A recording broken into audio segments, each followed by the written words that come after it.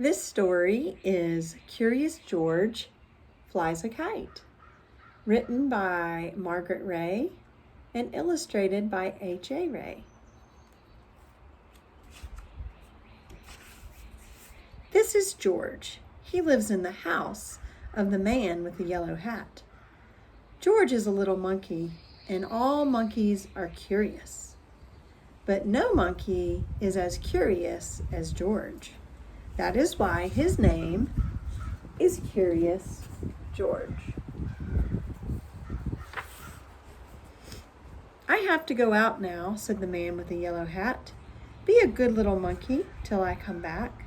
Have fun and play with your new ball, but do not be too curious." And the man went out. It was a lot of fun for George to play with his big new ball. The ball went up and George went up. And the ball went down, and George went down. George could do a lot of tricks with his ball too. This was one of the tricks. He could get up on the ball like this, or do it this way with his head down. This was another trick George could do. He could hold the ball on his head like this. Look, no hands. What a good trick. But, where did the ball go? George ran after it. The ball had gone into another room. There was a big window in the room. George liked to look out of that window. He could see a lot from there. He let the ball go and looked out. George could see Bill on his bike and the lake with a boat on it. George could see a big house in a little garden and a little house in a big garden. The big house was the house where Bill lived. But who lived in the little house? George was curious. Who could live in a house that was so little?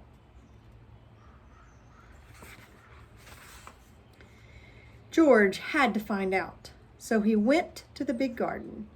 The garden had a high wall, but not too high for a monkey. George got up on the wall. All he had to do now was jump down. So George jumped down into the big garden.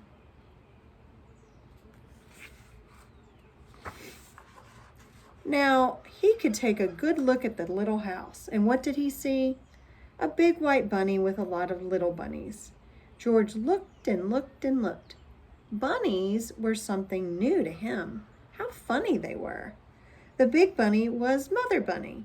She was as big as George, but the little bunnies were so little that George could hold one of them in his hand, and that is what he wanted to do.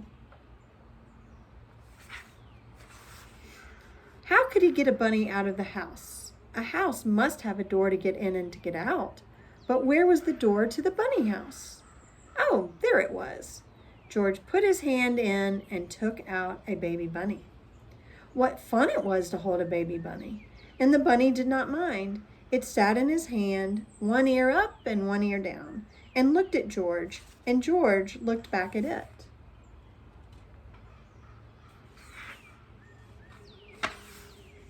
Now, he and the bunny could play in the garden. They could play a game. They could play Get the Bunny. George would let the bunny hop away, and then he would run after it and get it back. George put the bunny down. Then he looked away. 1, 2, run! The bunny was off like a shot. George did not look. Now he had to wait a little. 1, 2, 3, 4. He waited. Then George looked up. Where was the bunny? He could not see it. Where was it? Where had it gone? George looked for it here and he looked for it there. He could not find it. Where was the bunny? It could not get out of the garden. It could not get up the wall the way George could. It could not fly away. It had to be here, but it was not. The bunny was gone, and all the fun was gone too. George sat down. He had been a bad little monkey. Why was he so curious? Why did he let the bunny go? Now he could not put it back into the bunny house where it could be with Mother Bunny. Mother Bunny, George looked up. Why, that was it. Mother Bunny could help him. George got up. He had to have some string. Maybe there was some in the garden. Yes, there was a string, and a good one too. George took the string and went back to the bunny house. Bad monkey. Mother Bunny was at the door. George let her out and put the string on her. And Mother Bunny knew what to do. Away she went, with her head down and her ears up. All George could do was hold the string and run after her. And then Mother Bunny sat down. She saw something, and George saw it too. Something white that looked like a tail, like the tail of the baby bunny. And that is what it was. But where was the rest of the bunny? It was down in a hole. A bunny likes to dig a hole and then go down and live in it. But this bunny was too little to live in a hole. It should live in a bunny house. So George got hold of the little white tail and pulled the baby bunny out. Then they all ran back to the bunny house. George did not have to put a string on the baby bunny. It ran after its mother all the way home. George took the string off Mother Bunny and helped them back into the house.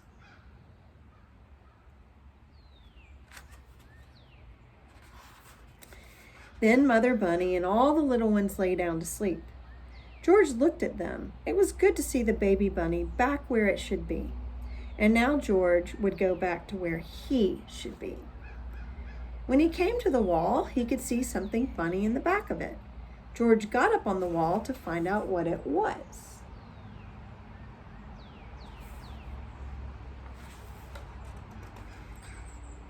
He saw a long string on a long stick.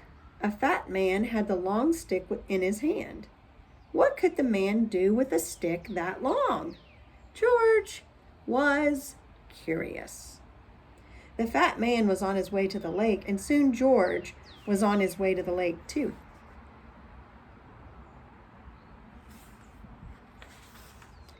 The man took a hook out of his box, put it on a string, and then put something on the hook. Then the man let the string down into the water and waited. Now George knew the string on the stick was to fish with.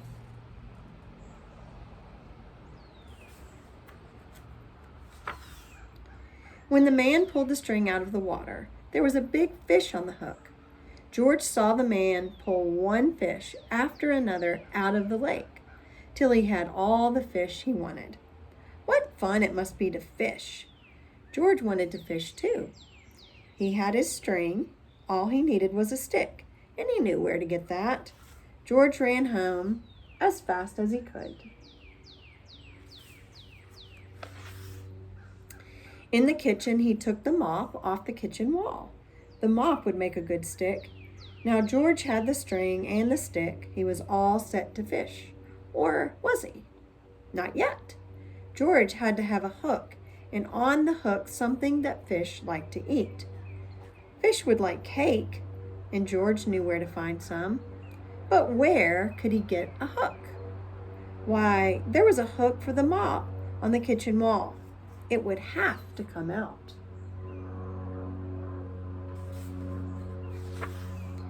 With the hook on the string and the string on the stick and the cake in the box in his hand, George went back to the lake.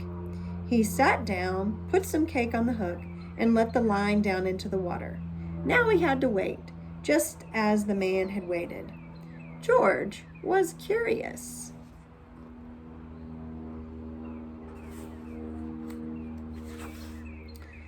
The fish were curious too. All kinds of fish came to look at the line. Big fish and little fish, fat fish and thin fish, red fish and yellow fish and blue fish. One of them was near the hook. The cake was just what he wanted. George sat and waited. Then the line shook. There must be a fish on the hook.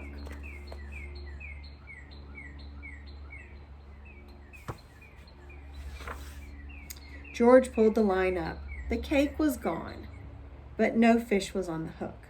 Too bad. George put more cake on the hook. Maybe this time he would get a fish. But no! The fish just took the cake off the hook and it went away. Well, if George could not get the fish would not get the cake. George would eat it. He liked cake too. He would find another way to get a fish.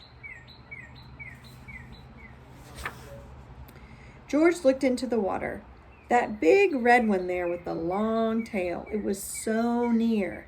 Maybe he could get it with his hands. George got down as low as he could and put out his hand. What do you think's going to happen? Splash! Into the lake he went.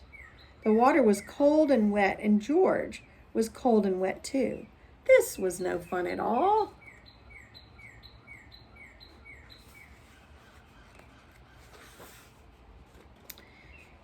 When he came out of the water, Bill was there with his kite. "My, you are wet," Bill said. "I saw you fall in, so I came to help you get out. Too bad you did not get a fish. But it is good the fish did not get you. Now I can show you how high my kite can fly," Bill went on. Bill put his bike up near a tree, and then they ran off.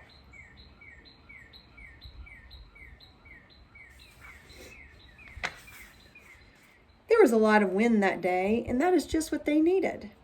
The wind took the kite up fast. George was too little to hold it in this wind. A kite that big could fly away with him, so Bill had to hold it. George saw the kite go up and up and up. What fun it was to fly a kite.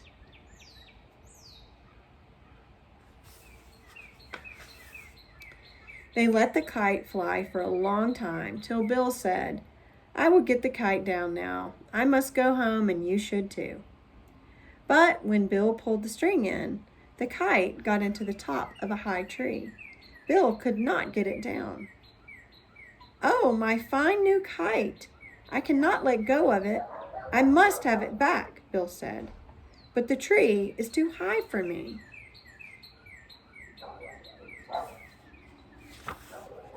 But no tree was too high for George. He went up to the top in no time. Then little by little he got the string out of the tree. Down he came with the kite and gave it back to Bill. "Thank you, George. Thanks a lot," Bill said. "I'm so happy to have my kite back. Now you may have a ride home on my bike. I will run back to the lake and get it. You wait here for me with the kite, but do not let it fly away."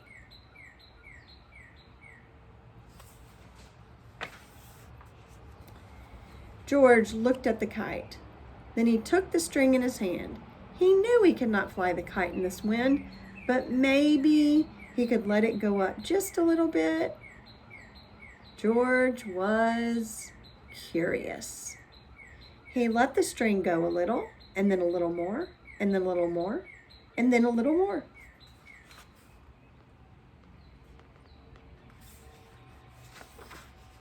When Bill came back, there was no kite, and there was no George.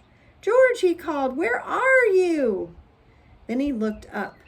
There they were, way up in the sky. Bill had to get help fast. He would go to the man with the yellow hat. The man would know what to do.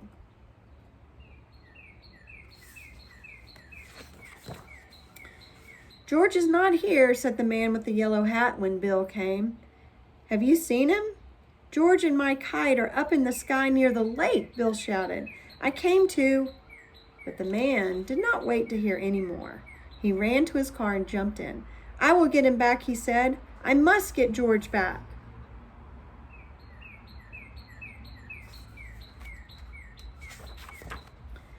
All this time, the wind took the kite up and George with it.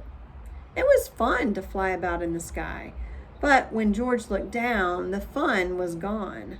He was up so high that all the big houses looked as little as the bunny house. George did not like it a bit. He wanted to get down, but how?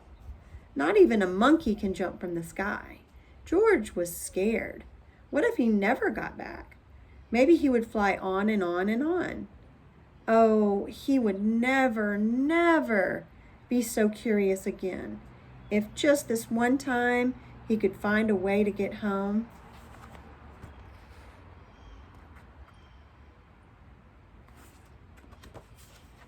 Do you think he'll be curious again?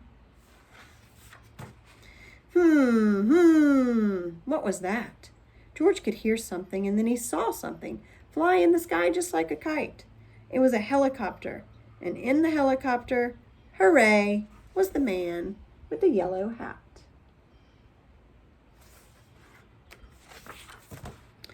Down from the helicopter came a long line. George got hold of it, and the man with the yellow hat pulled him up. George held on to the kite, for he had to give it back to Bill.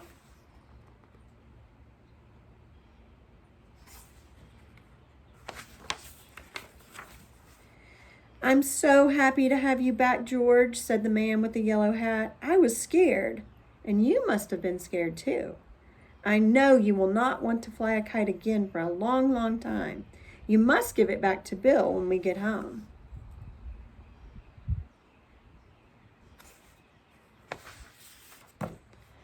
"Hooray!" Bill shouted when George came to give him the kite. "George is back, and my kite is too."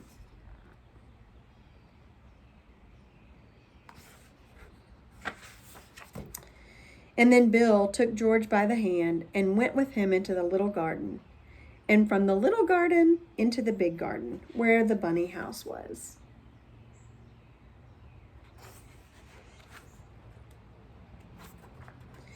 "Here is one of my baby bunnies," Bill said. "Take it. It is for you, a baby bunny for George." George took it in his hands and held it way up. It was his bunny now. He could take it home with him.